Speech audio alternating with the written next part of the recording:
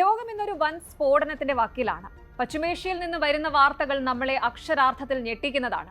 2026 ഫെബ്രുവരി 28 ഈ തീയതി ലോക ചരിത്രത്തിൽ രേഖപ്പെടുത്താൻ പോകുന്നത് ഒരു വലിയ ഭരണകൂടത്തിന്റെ തകർച്ചയുടെ തുടക്കമായിട്ടായിരിക്കും. ഇറാന്റെ പരമോന്നത നേതാവ് ആയത്തുള്ള അലി ഖമേനി കൊല്ലപ്പെട്ടിരിക്കുന്നു. അമേരിക്കയുടെയും ഇസ്രായേലിന്റെയും സംയുക്ത വ്യോമാക്രമണം തെഹ്റാനിലെ അതീവ സുരക്ഷാ മേഖലയെ ചാരമാക്കി മാറ്റിയിരിക്കുകയാണ്. പക്ഷേ ഈ യുദ്ധവാർത്തകൾക്കിടയിൽ നമ്മൾ ഇന്ത്യക്കാർക്ക് അമ്പരപ്പുണ്ടാക്കുന്ന മറ്റൊരു രഹസ്യമുണ്ട്. ഇറാനിന്റെ വിപ്ലവ നായകനായിരുന്ന ആയത്തുള്ള ഖൊമേനിയുടെ കുടുംബത്തിന് നമ്മുടെ ഉത്തർപ്രദേശുമായി ഒരു ആഴത്തുള്ള ബന്ധമുണ്ട്. അതെ, ഇറാനിന്റെ ആത്മീയ വേരുകൾ ചെന്നെത്തുന്നത് ഇന്ത്യയിലെ ഒരു കൊച്ചു ഗ്രാമത്തിലേക്കാണ്.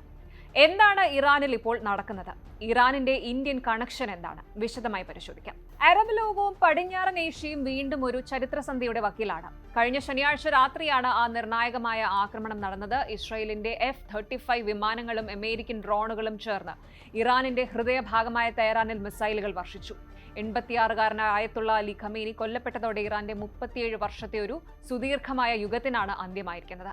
തെരുവുകളിൽ ഇപ്പോൾ രണ്ട് തരം കാഴ്ചകളാണ്. ഒരു വശത്ത് ഖമേനിയുടെ അനുയായികൾ കറുത്ത വസ്ത്രമണിഞ്ഞ് വിലാപയാത്ര നടത്തുന്നു. എന്നാൽ മറുവശത്ത് ഇറാനിന്റെ കടുത്ത നിയമങ്ങളിൽ മടുത്ത ഒരു വിഭാഗം ജനം പടക്കം പൊട്ടിച്ചും പാട്ടുപാടിയും ഇത് ആഘോഷിക്കുകയാണ്. ഇറാൻ പ്രസിഡന്റ് മസൂദ് പെസഷ്കിയാൻ ഇതിനെ മുസ്ലിങ്ങൾക്കെതിരായ ഒരു യുദ്ധപ്രഖ്യാപനം എന്നാണ് വിളിച്ചത്. എന്നാൽ പടിഞ്ഞാറൻ ശക്തികൾ ഇതൊരു പുതിയ തുടക്കമായിട്ടാണ് കാണുന്നത്.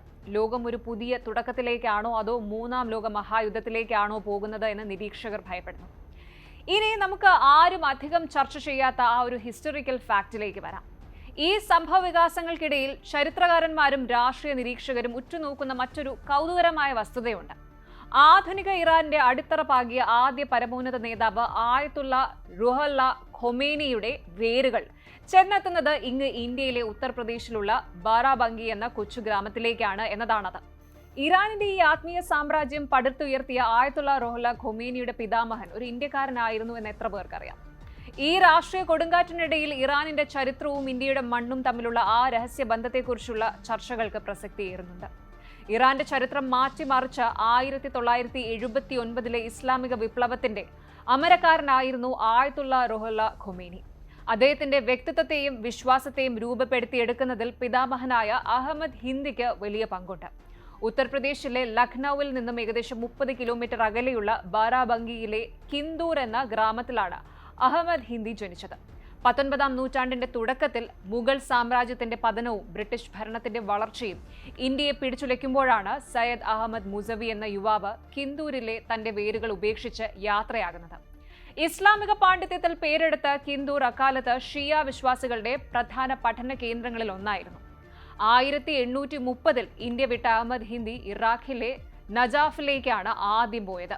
അവിടെ വെച്ചാണ് അദ്ദേഹം പെർഷ്യൻ സംസ്കാരവുമായും അവിടുത്തെ മതനേതാക്കളുമായും അടുത്ത ബന്ധം സ്ഥാപിക്കുന്നത്. 1834 ഇറാനിലെ ഖൊമേൻ എന്ന പട്ടണത്തിൽ അദ്ദേഹം സ്ഥിരതാമസമാക്കി. അവിടെ വെച്ചൊരു വീട് വാങ്ങുകയും വിവാഹം കഴിച്ച് കുടുംബജീവിതം നയിക്കുകയും ചെയ്തു. താനൊരു ഇന്ത്യക്കാരനാണെന്ന വസ്തുത അദ്ദേഹം ഒരിക്കലും മറന്നില്ല.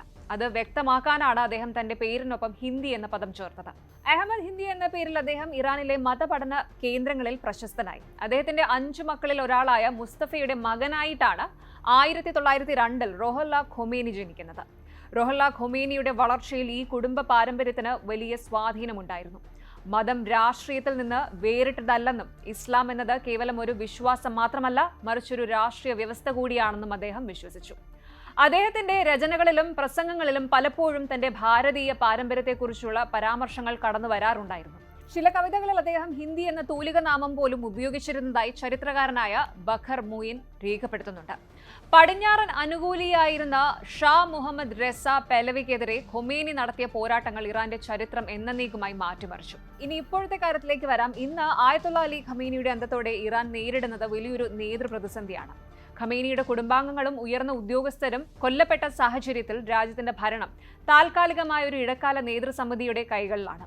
പ്രസിഡന്റ്, ജുഡീഷ്യറി തലവൻ, ഗാർഡിയൻ കൗൺസിലിലെ ഒരു നിയമവിദഗ്ധൻ എന്നിവരടങ്ങുന്ന സമിതിയാണ് ഇപ്പോൾ തീരുമാനങ്ങൾ എടുക്കുന്നത്. പടിഞ്ഞാറൻ ഏഷ്യയിലെ രാഷ്ട്രീയ സമവാക്യങ്ങൾ ഈ കൊലപാതകത്തോടെ പാടെ മാറിയിരിക്കുകയാണ്. ഇസ്രായേലും അമേരിക്കയും ഒരേപോലെ ലക്ഷ്യമിട്ട് ഈ ഓപ്പറേഷൻ ഒരു പുതിയ യുദ്ധത്തിന്റെ തുടക്കമാകുമോ അതോ ഇറാനിൽ ജനാധിപത്യപരമായ മാറ്റങ്ങൾക്ക് വഴി തുറക്കുമോ എന്നതാണ് ലോകം ഉറ്റുനോക്കുന്നത്. ബാരാബങ്കിയിലെ കിന്ദൂർ എന്ന കൊച്ചു ഗ്രാമത്തിന്റെ വിശുദ്ധിയിൽ നിന്നും രൂപം കൊണ്ട ഒരു ചിന്താഗതി പിന്നീട് ലോകത്തിലെ തന്നെ ഏറ്റവും കരുത്തുറ്റ ഇസ്ലാമിക ഭരണകൂടവുമായി പരിണമിച്ചു എന്നത് ചരിത്രത്തിലെ കൗതുകരമായ ഒരു വൈരുദ്ധ്യമാണ്. ഖൊമേനിയുടെ പിതാമഹൻ അവിടെ നിന്നും പുറപ്പെട്ടപ്പോൾ നൂറ്റാണ്ടുകൾക്കിപ്പുറം തന്റെ കുടുംബ പരമ്പര ഒരു വിദേശ രാജ്യത്തിന്റെ ഭാഗധേയം നിർണ്ണയിക്കുമെന്ന് അദ്ദേഹം കരുതിയിട്ടുണ്ടാവില്ല. ഇന്നും കിന്ദൂരിലെ പഴയ തലമുറയിലുള്ളവർ ആയത്തുള്ള ഖൊമേനിയുടെ വേരുകളെക്കുറിച്ച് അഭിമാനത്തോടെ സംസാരിക്കാറുണ്ട്. ഭൂമിശാസ്ത്രപരമായ അതിരുകൾക്കും ഭാഷാപരമായ വ്യത്യാസങ്ങൾക്കും അപ്പുറം മനുഷ്യവംശത്തിന്റെ ചരിത്രം എത്രത്തോളം ഇഴചേർന്ന് കിടക്കുന്നു എന്നതിന്റെ ഉത്തമ ഉദാഹരണമാണ് ഈ ഇറാൻ ബരാങ്കി ബന്ധം. അലി ഖമേനിയുടെ മരണം ഇറാനെ ഏത് ദിശയിലേക്കാണ് നയിക്കുന്നത് എന്ന് വ്യക്തമല്ല എങ്കിലും ആ രാജ്യത്തിന്റെ ആത്മീയവും രാഷ്ട്രീയവുമായ അടിത്തറകളിൽ ഇന്ത്യയുടെ മണ്ണിനും ഒരു പങ്കുണ്ടെന്ന വസ്തുത വിസ്മരിക്കാനാവില്ല. മാറുന്ന ലോക സാഹചര്യത്തിൽ ഇറാനിലെ പുതിയ നേതൃത്വം തങ്ങളുടെ ചരിത്രപരമായ ഈ ബന്ധങ്ങളെ എങ്ങനെ നോക്കിക്കാണുമെന്നതും പ്രാധാന്യമർഹിക്കുന്നു. ഇപ്പോൾ ഇറാൻ നേരിടുന്നത് വലിയൊരു ലീഡർഷിപ്പ് ക്രൈസിസ് ആണ്. അലി ഖമേനിയും അദ്ദേഹത്തിന്റെ കുടുംബാംഗങ്ങളും ഉയർന്ന ഉദ്യോഗസ്ഥരും കൊല്ലപ്പെട്ടതോടെ രാജ്യം ആര് ഭരിക്കുമെന്ന ചോദ്യം ഉയർന്നിരിക്കുകയാണ്. നിലവിൽ ആയത്തുള്ള റാഫിക്ക് കീഴിൽ ഒരു ഇടക്കാല ഭരണസമിതിയാണ് കാര്യങ്ങൾ തീരുമാനിക്കുന്നത്. നേരത്തെ പറഞ്ഞ പോലെ പ്രസിഡന്റ്, ജുഡീഷ്യറി തലവൻ, ഗാർഡിയൻ കൗൺസിലിലെ നിയമവിദഗ്ധർ എന്നിവർ ചേർന്നാണ് ഈ ഒരു സമിതി രൂപീകരിച്ചിരിക്കുന്നത്. പക്ഷേ ഇറാൻ സൈന്യമായ റെവല്യൂഷണറി ഗാർഡ് കോർപ്സ് ഇത് എങ്ങനെ സ്വീകരിക്കുമെന്നത് പ്രവചനാതീതമാണ്. ഇസ്രായേലിനെതിരെ ഒരു വൻ തിരിച്ചടിക്ക് ഇറാൻ തയ്യാറെടുക്കുന്നുവെന്ന റിപ്പോർട്ടുകളും പുറത്തുവരുന്നുണ്ട്. ബരാബങ്കിയിലെ കിന്ദൂർ ഗ്രാമത്തിന് ഇന്നും ഖൊമേനിയെക്കുറിച്ച് അഭിമാനത്തോടെ പറയാനുണ്ട്. പക്ഷെ വരാനിരിക്കുന്ന ദിവസങ്ങൾ ലോകത്തിന് നൽകുന്നത് സമാധാനമാണോ അതോ ചോരപ്പുഴയാണോ എന്ന് നമുക്ക് കാത്തിരുന്ന് കാണേണ്ടി വരും. കൂടുതൽ വാർത്തകൾക്ക് news 18 Keralam YouTube channel subscribe ചെയ്യുക.